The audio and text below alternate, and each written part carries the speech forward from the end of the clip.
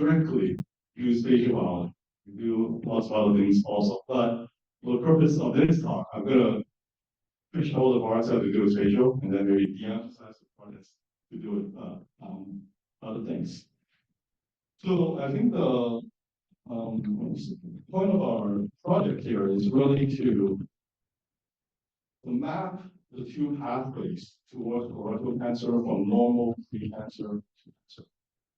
So for the most part, not 100%, you have the normal lab colon gaining like ADC mutations, and then they will become a pre-cancer lesion form, and these are the conventional adenomas, and these are the precursors for the most part for microsatellite stable colorectal cancer.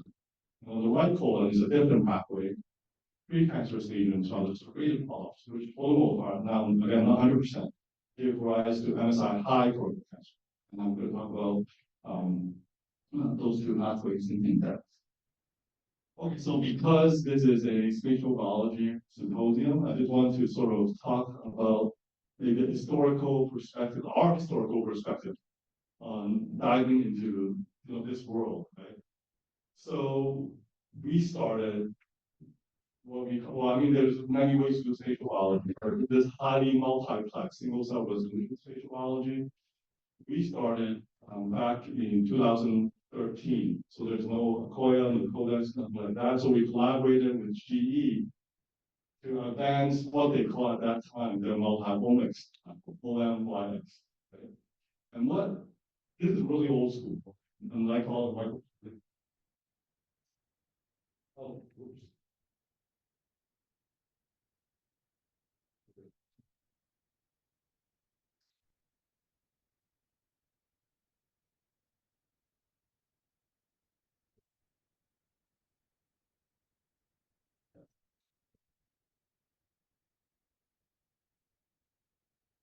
So this is an old school approach. So the idea is you take a slide, you stain the slide with fluorescently conjugated antibodies, right? Image. So this all antibodies. So you go to the microscope, you image. And then, oh. Oh, right. Yeah, the wonders of technology here. Yes. So yes, again, you stain a slide with 4 fluorescently conjugated antibodies. So these are side eyes, and then you take an image on a microscope. You get the imaging data, pick off the slide, decover slip, do a chemical deactivation of the fluorophores, and then you come in again with another 4 sets of fluorescently conjugated antibody. And you can do this ad nauseum until your tissue falls apart, right? And then after that, you have this computational problem then of spatially registering all of the channels such that you sort of get a fluorescent IF image, but with 20, 30, 40 channels, right? So we have utilized this approach. So since 2003, we have utilized this approach on various aspects. So this manuscript is in 2013. So we're able to, look at these tough cells in the intestine. Looking at, I mean, again, early days, looking at different markers that identify tough cells, and we found that there are differences, for example, spatial differences between tough cells in the villi of the intestine versus the crypt. Here is another manuscript that we've done, again, in 2017, published in 2018. But that's when we kind of start to fall to the dark side, right? So 2016 is when the single-cell RNA-seq things come online. So now we're starting to use single-cell RNA-seq in combination of what we call MXIF to sort of look at cell differentiation, develop algorithms to look at trajectories, stem cell biology, and cell differentiation. And this particular paper I like because back then, right, the computational aspect of looking at these spatial data is lacking. And as simple as segmentation, we don't really have algorithms for. So here, this algorithm I wrote with my hand. So that's like I have special affinity for this particular paper where we take the membranes the memory markers and the imperfect memory markers do a connected dot type of thing to sort of segment each individual cell. So that's sort of our history of getting into spatial biology to begin with. So of course nowadays there are many, many different platforms, protein, RNA, sequencing based, non-sequencing based, et cetera, for performing this type of work. So today I'm going to talk about the interfacing between stem cells and tumorigenesis. And my lab was originally a mouse lab, right? And when we do biology, I think we're kind of spoiled because we have a very genetic deterministic view, meaning that if we make this mutation, all the cells, all the tumors would become this way. We make another mutations, they would adopt this behavior. But if you look at human tumors, it's kind of a different story because when you look at large sets of precancerous polyps, for example, they already have all the driver mutations, but only a small percentage of them actually progress to become cancer.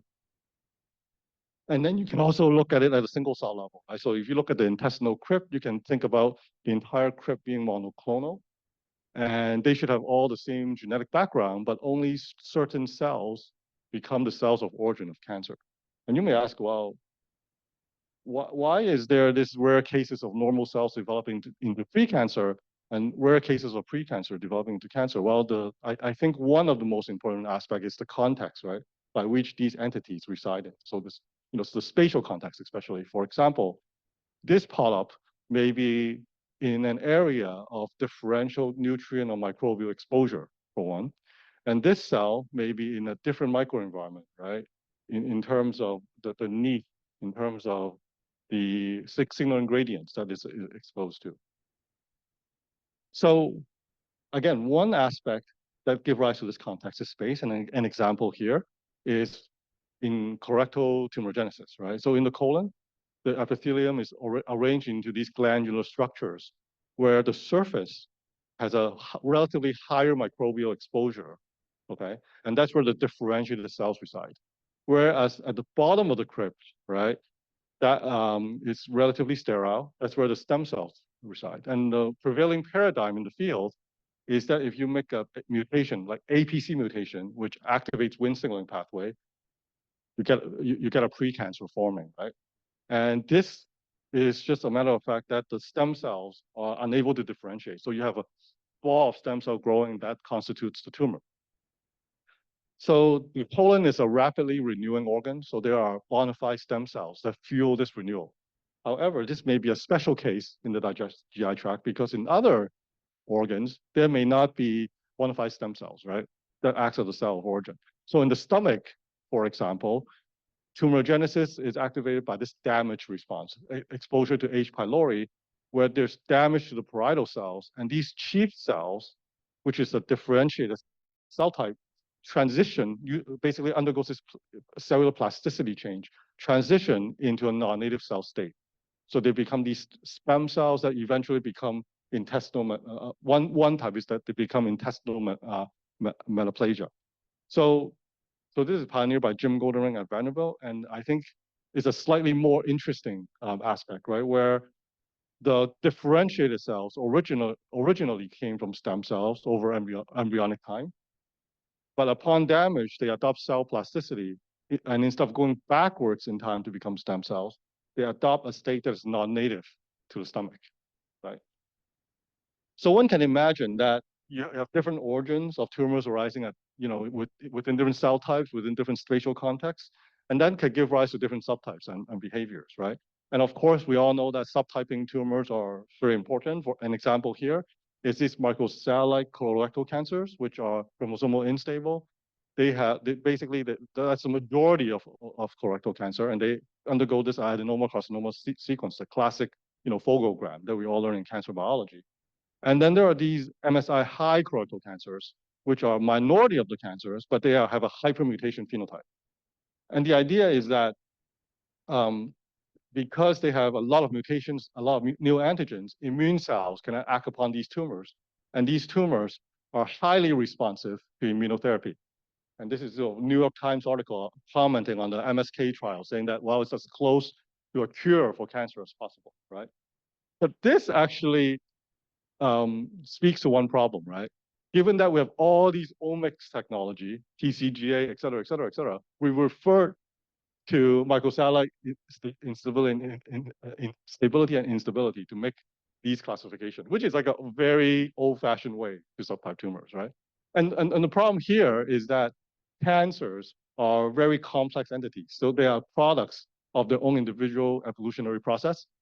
So if we try to fit them into bins by sort of measuring these variables in bulk, then we get very high level general principles, as if i.e., well, cancer cells proliferate. Well, we know that already, right? So what we thought about is that, well, they are individual entities and they're their own thing, and it's hard to derive generalizable principles. But we thought that we can understand how they arise from the pre-cancer precursor. So that may be a generalizable principle. So luckily, for these two subtypes of colorectal cancers, the precursor lesions are identified. The conventional adenomas, for the most part, give rise to MSS, and the serrated polyps, for the most part, give rise to MSI high. So the talk today, I'm going to talk about, first of all, glancing on single-cell genomics, about how the normal become precancer. And then the second part is more focused on spatial, looking at how clonal information from spatial analysis can track the transition from precancer to cancer. Okay. So this is our H10 data set that's published. So we have 226 single-cell RNA-seq data sets from 129 tumors. And there's a lot, so I always have to, talk about this slide because there's a lot of work involved in collecting human biospecimens. And with each specimen, there's a lot of clinical data, follow-up data, metadata, including, because it's done by epidemiologists about diet, risk factors, et cetera, that we can sort of use to model risk at a single cell level. And we can collect the polyp, but we also always collect, the polyp can be anywhere in the colon, but we always collect these landmark normal biopsies. And polyp, what we get, which is a real privilege for us, is that we get half the polyp right away, brought to our lab, minutes after it's outside of the patient's body. And then we can do our single cell characterization. So here, again, a little bit spatial, is that when you get a polyp, this is what pathologists actually see, right? Is that there are, although it is a polyp, there are areas that are abnormal, and then there are areas that have normal histology within a polyp. And the power of single cell biology is that you can tease these apart, right? So you can find populations of cells that are specific to the precancer lesions, so what we call serrated specific cells that are specific to sessile serrated lesions, and adenoma specific cells, which are specific to conventional adenoma. And this is the work that Alex talked about by Bob Chen. I'm not going to go over the analysis because it's not spatial, but here is a gene co-expression network looking at the difference between conventional adenomas and serrated polyps. And the serrated specific cells, they're actually quite interesting because they are not stem cells. So they have low Wnt, low stem cell potential, and they have this confused identity. So they look like absorptive cells, but they also have a lot of secretory products. And more importantly, they undergo this loss of regional identity. So they no longer look like colon. They adopt a fetal identity, as well as and also a gastric identity. They look like the stomach, along with this damaged microbial response. So because of this, we did a lot of further analysis to look at, again, all on human specimens, to look at where these different cell types come from, right? So we did trajectory, velocity. I'm not going to talk too much about that. Genetic tracking. So here, what we have done is that we take single cells and we use the single nucleotide polymorphisms that are validated by whole exome sequencing, okay?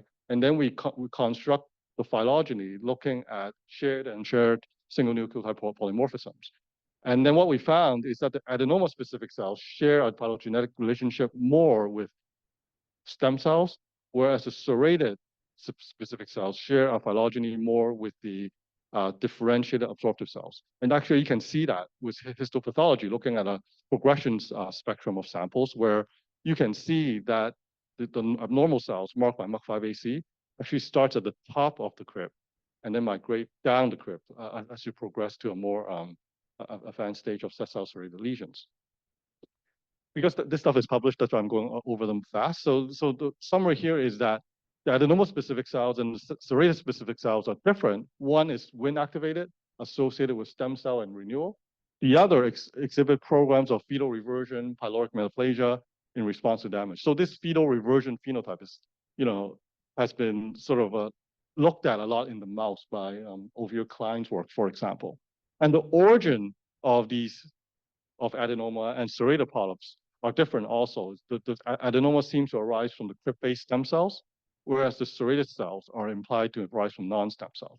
And you may ask, why is that? So we have a study actually with Cindy Sears looking at the effect of the microbiome here, right? So what we have shown here just briefly is that if we mono-associate carcinogenic C. diff, for example, to a germ-free mouse, we can then look at the response, right? And the response here is that the crypt surface cell would then exhibit a serrated-like response compared to crypt-based cells. So this pyloric metaplasia may be sort of a response to abnormal microbiome damage, et cetera, in the proximal colon. So we then look at the tumor microenvironment. Again, I'm fishing out the interesting spatial aspects here, right? When we look at macrophages, the numbers between adenoma and serrated polyps are not different, but the distribution of them, spatial distribution of them, very different, right? You can see that these are all space distributed towards the surface. And this reminds us of a study here where there's fecal microbial transplant to patients that are refractory to immunotherapy. And the successful ones also display this phenotype. So this sort of led us to think about the cytotoxic microenvironment. And indeed, when we look at CD8 positive T cells infiltration, we see that the serrated polyps are highly infiltrated with CD8 positive T cells compared to adenoma. And at first we thought this is a very boring, okay, it fits the model type of observation because the serrated polyps are precursors, again, to this MSI high colorectal cancers, right? So we thought that all of them must be hypermutated, and that's triggering this hyperactive immune response. But actually, none of them are hypermutated. Okay, so that sort of, put this model in question in early tumorigenesis, right? There must be other factors that contribute to cytotoxic T cell infiltration here. And these serrated polyps present this microenvironment preceding the hypermutation phenotype. So there are other mechanisms that we're looking for that contributed to the cytotoxic immune microenvironment, and again, spatially. So we want to look at sort of single genetic events in mouse. So APC, we trigger APC loss as a model for conventional adenomas, and then we trigger BRAF activation as a model for serrated tumorigenesis. And this is what we see, okay? So if we have APC loss, we get a ball of stem cells, which you can see by beta-catenin staining, and also decrease of cytotoxic T cell infiltration.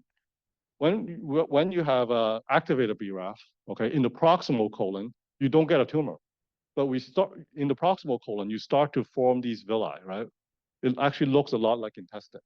But more importantly, there is increased cytotoxic T cell infiltration, but only in the villus portion, okay, in the differentiated portion of these metaplasias, and not in the stem cell compartment. So it seems like stem and differentiated compartment can modulate cytotoxic immunity differently. So again, a lot of work summarized in one slide. Then what we did was to then build a mouse model where we drive tumorigenesis using the same mutation, but in stem cells, LRIC1 tumors, which we call LRIC1 tumors, versus non-stem cells, which we call MIS1 tumors. And we thought that this can modulate the stemness between these two tumor types. And indeed we did, right? So we can do organoid experiments, and we see these LRIC1 tumors form a lot more organoids compared to these MIS1 tumors. Multiplex immunofluorescence, and you can see that these MIS1 tumors are highly infiltrated with cytotoxic T cells.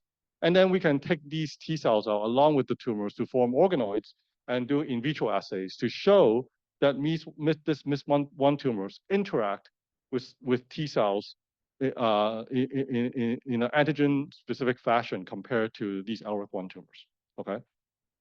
And again, we can look at antigen presentation, and we also see that there's a spatial distribution where the antigen presentation is highly upregulated, antigen presentation machinery is highly upregulated in the villus portion compared to the crypt portion. So we can also, again, right, look at these MUC5AC positive cells in the normal colon. And what we saw is that these cells, again, located at the surface, they're very rare, okay? Most of your normals you would not see these abnormal cells. But in IBD, these cells are upregulated. And we have, again, built an atlas for IDP, Crohn's disease, right? 170 data sets from 65 patients. This in collaboration with Keith Wilson and Lori. And again, there are cell populations that are specific to active CD. And when we look at them in high detail, what we saw is that they lost CDX2, so these are proximal colons, but they lost the colonic identity, and they gained this fetal signature, but they have not became gastric, okay? So they have not yet undergone gastric metaplasia. So again, like this may be this serrated-like phenotype, right, or fetal reversion phenotype may be a response to damage, microbes, and inflammation. So this is the summary of this part, right? And we talked about this all these points before about difference between adenoma-specific cells and serrated-specific cells, where they come from, and the microenvironment. This has been published in Cell a couple of years ago, and I think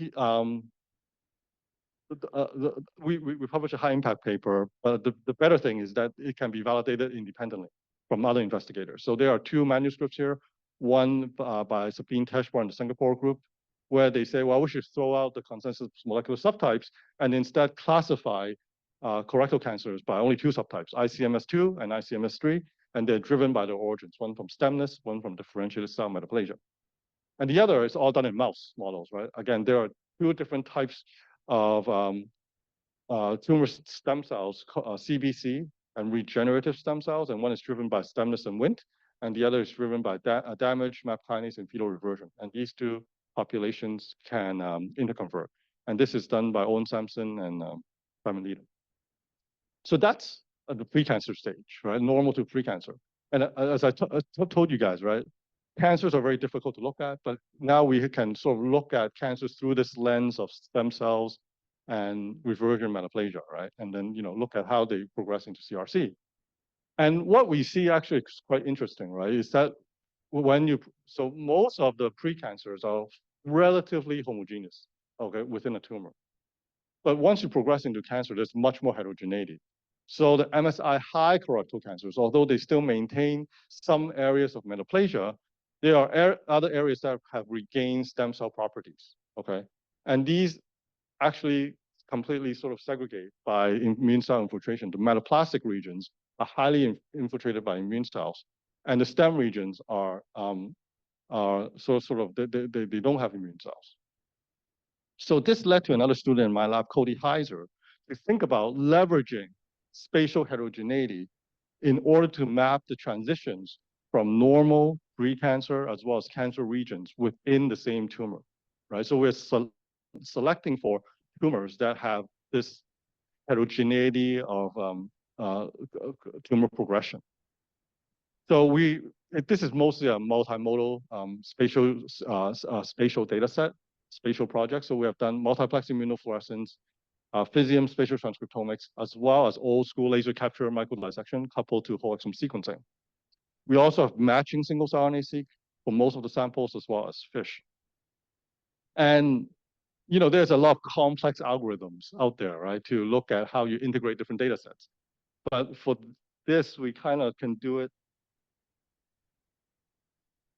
in an old school fashion because we know that it's not single cell resolution. Physium is not single cell resolution, right? And there are different levels of resolution that we're dealing with. So we can just use a simple registration method that we developed that's aided by Nupari to sort of align all these different tissue sections together to do a multimodal analysis. And again, there are many ways you can deconvolve 10x Physium data, right?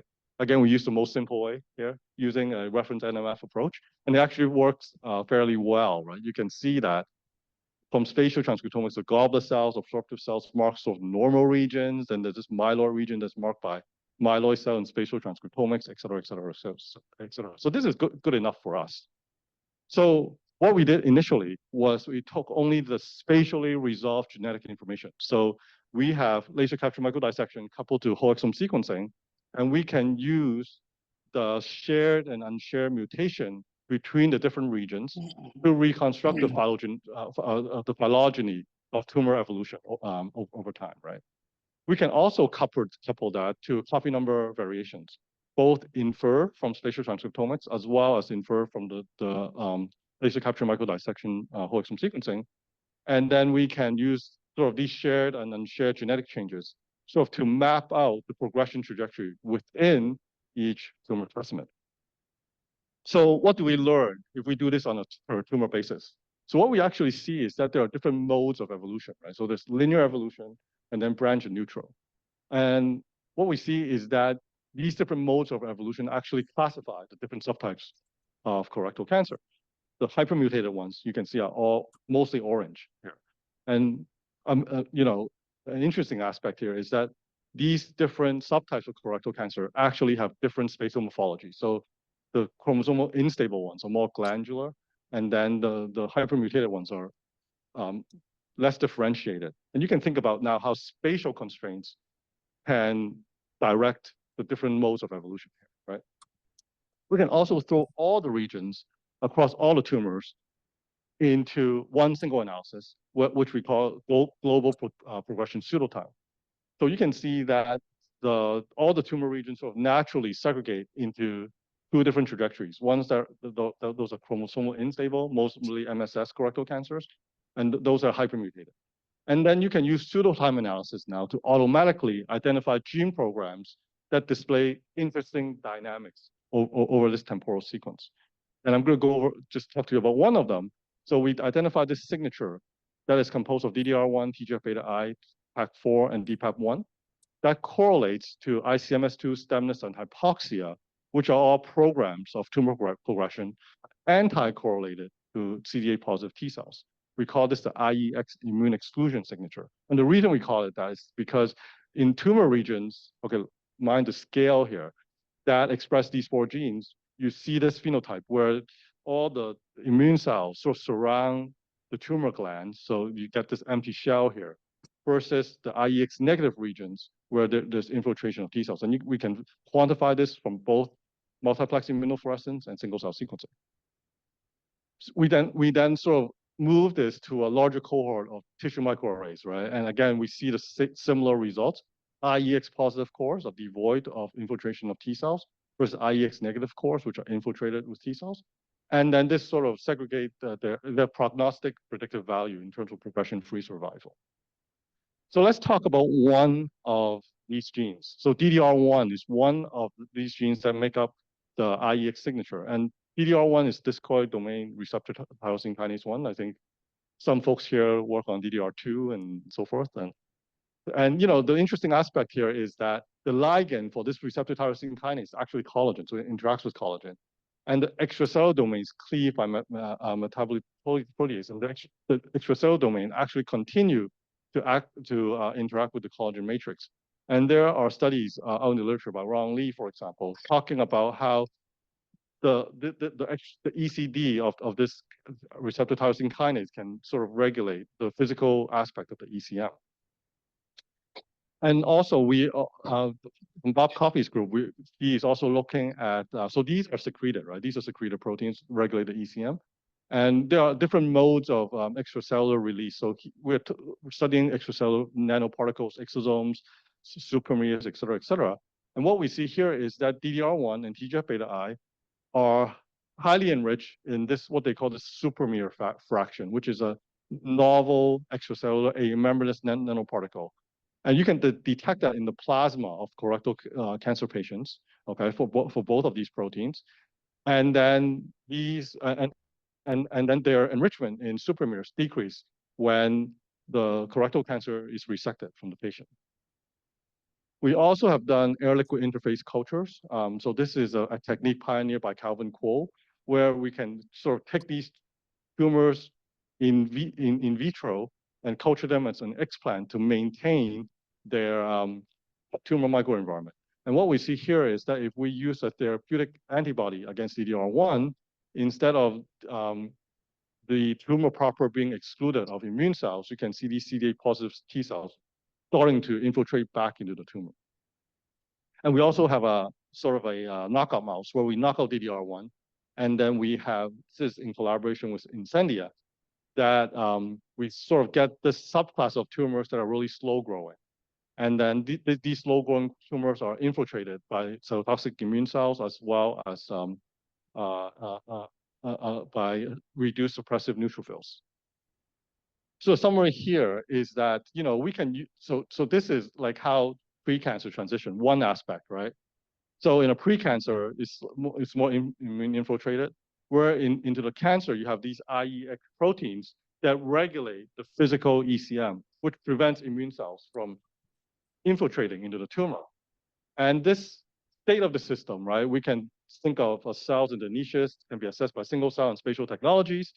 But then the temporal aspect, we can think about using genetic alterations to act as a temporal scaffold. So, this is a open access resource that, the CRC community can use.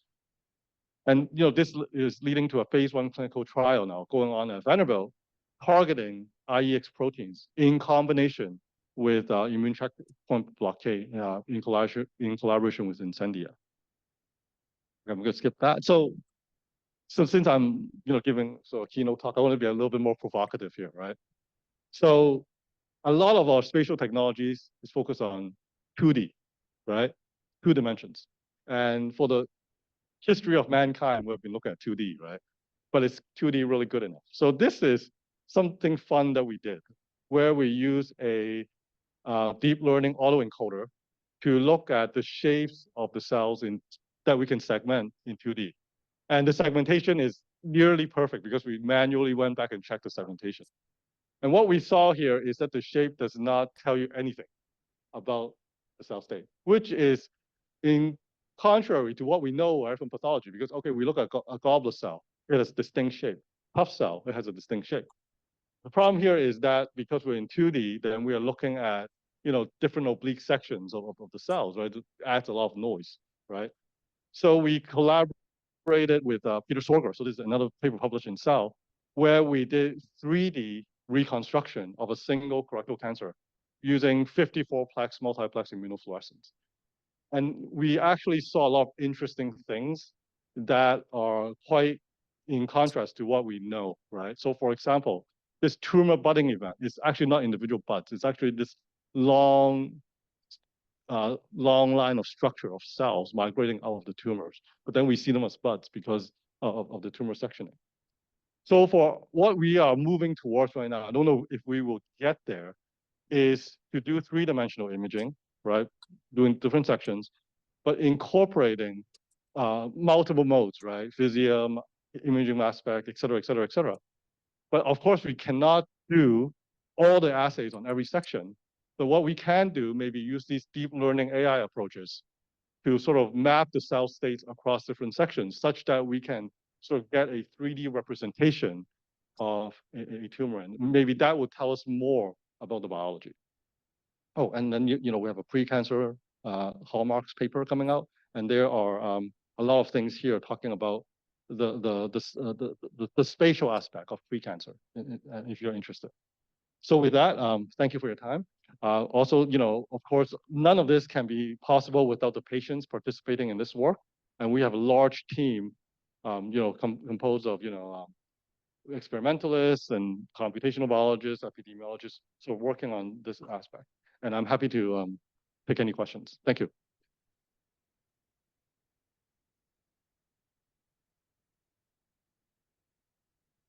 All right. Yeah, if there's any questions in the room, just raise your hand and I'll track you down. But I'd just like to start with one, thinking about IEX. And one of the things that we've been focusing on a little bit is metabolism. So especially when I saw your sort of the explant model, like I was curious about your thoughts on how metabolism factors into this, and especially when you have the sort of tissue on a dish, like how much you're actually replicating. Well, I mean, metabolism is very complex, right? But I think there is one aspect that, of course, I didn't talk about is, we think about immunometabolism a lot in our lab, as well as in collaboration with Jeff Rathmel. And so I'm just going to touch on one aspect here, is that we've seen phenomenons where we can perturb metabolism in microenvironmental cells that can then trigger mutation due to ROS, right? So that's one aspect. So we're looking into that's interesting in this area. Yeah, I was really interested in the pre-malignancy to malignancy model. Um, in your work on that, are you trying to incorporate GWAS alleles, things that have to do with risk Um, at a molecular level? yeah, I think this is gets into the realm of the polygenic risk scores in terms of developing incorporating that into single cell, right? So I think what we are doing only at a low level. The reason is because we don't have a large enough sample size to do these epidemiological. We have hundreds of samples, but that's not enough, right? I mean, all we can do, especially in our IBD studies, right, which has a very rich the sporadic cancer, the GWAS alleles, the risk scores are not that high. But for the IBD studies, there is actually quite a bit of genetic contribution to, especially in Crohn's disease, right? So what we can do as only in the single cell studies is to sort of look at where those genes are expressed, and then whether we can sort of detect the SNPs. But then that's a lot of noise there. And we do get some good results from that in terms of different cell types, immune versus epithelial. Actually, what we saw is that this LND cell that I mentioned that was specific to the inflamed intestine, they actually express a lot of risk genes identified by GWAS. Hi, thanks for the talk. So, just some curiosity for a few elements from the end of the talk where you mentioned about 2D and 3D. Yes. Yes. So you were talking about the inability to discern morphology from 2D images of the cell. Mhm. So I was wondering, how does that connect to, because you're talking about cell morphology, Yes. right? And I imagine that a lot of that has to do with like segmentation and Right. like Right. other issues. Right. And then you mentioned that you did some sort of a 3D Yeah. reconstruction. Mm-hmm. So I imagine 3D reconstructions happen with serial sections, right? Right. Mm-hmm. So how did that help you to address discerning morphology as an issue? Right. Right. So I think there are two different scales of morphology, right? So one is at a single cell level, right, which is like a goblet cell should look like a goblet. And then the other level is at the cell community level, right? Meaning that multiple cells, you see them organized to each other, right? And how they're organized spatially, right? So I think the 3D reconstruction that we did, right, is addressing the latter, okay, cell community level. I think what you're getting at is that when we do a 3D reconstruction, we get very good resolution in X and Y, poor resolution in Z, right? But I think we can still learn, we still see some single cell level behaviors that we cannot see in 2D. For example, how cells wrap around each other. But I think those are early days right now, right? In terms of, doing 3D segmentation and then doing 3D reconstruction, 3D shapes. How do you compare 3D shapes? So I think within the next 2 to 3 years, maybe we'll have a better handle on that. So I have a question about the data you showed with the clonotype trajectory of the cancer cells and the branching and evolution. And I was just struck by how you said you use Visium because that resolution was enough.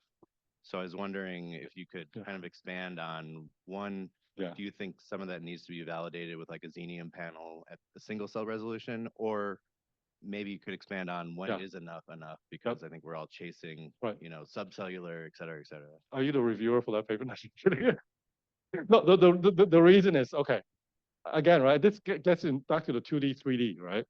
Because think about it, if you're doing a 2D section of a tumor, right, you're not sampling all the states, okay? So that's number one. So even at low resolution, I think it's more worthwhile to actually sample all the states instead of getting to a single cell level, right? And the second aspect that you're talking about is, hey, do we need single cell resolution xenium versus non-single cell resolution Visium? I think different platforms have different uses and different advantages, right? For this particular aspect, I think Visium is okay due to the fact that the clonal patches are actually not single resolutions, not single cell resolution, unless you're doing a deep dive into looking at individual cells that have individual clonal types, right? So in this aspect, I think doing a low resolution pass, but having more of the tumor is probably more representative than actually taking one section and going single cell. But then for other questions, you need single cell. For example, how cells are infiltrated, intercalated amongst each other, that you need single cell resolution. So there's different uses for different platforms. Yeah, I think one thing that kind of got brought up, sort of along these lines, right, is filling in the gaps between the modalities that we have and the Right. resolution that we have. Mhm. So I guess I'm more curious about your thoughts on if you're like a big AI guy, like do you want to be sort of handing off our intuitions and our judgment calls to an AI classifier, or do you believe more in sort of honing the tools and being more specific and maybe tailoring it to your disease to recognize features? Yeah, that's a very philosophical question, right? Because I think, I'm more biologist to begin with, so of course I would like to understand mechanism, right? But I think AI can be used as a tool in the context of, hey, if you have different modalities across different sections and you want to fill in the blanks, right? Then you can use AI as a tool to help you fill in the blanks instead of, hey, using AI as a tool to answer your biological questions in this context.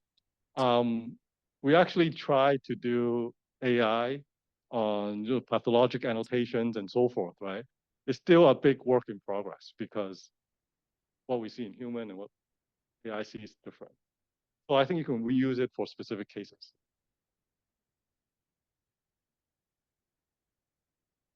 Oh,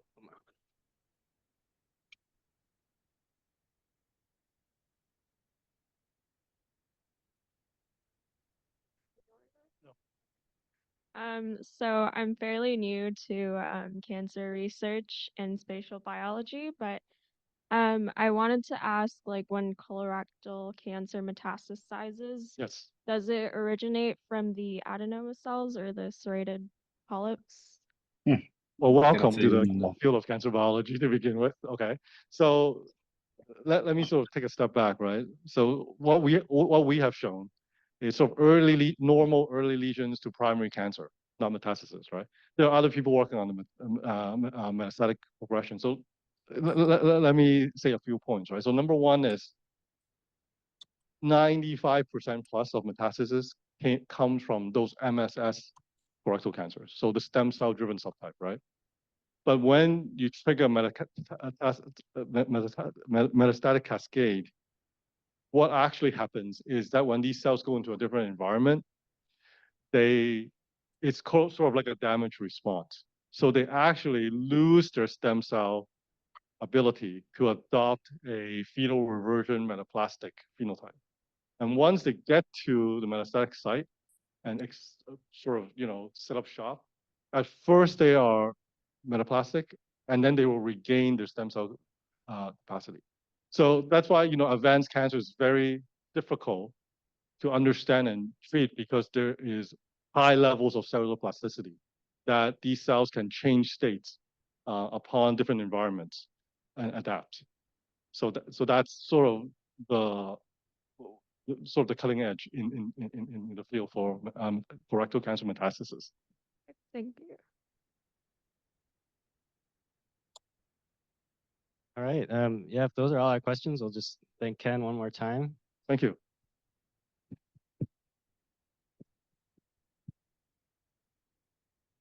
All right. So yeah, but now we're having our first coffee break. Everybody can step outside and have some coffee, have some breakfast, interact with some of our vendors that are here.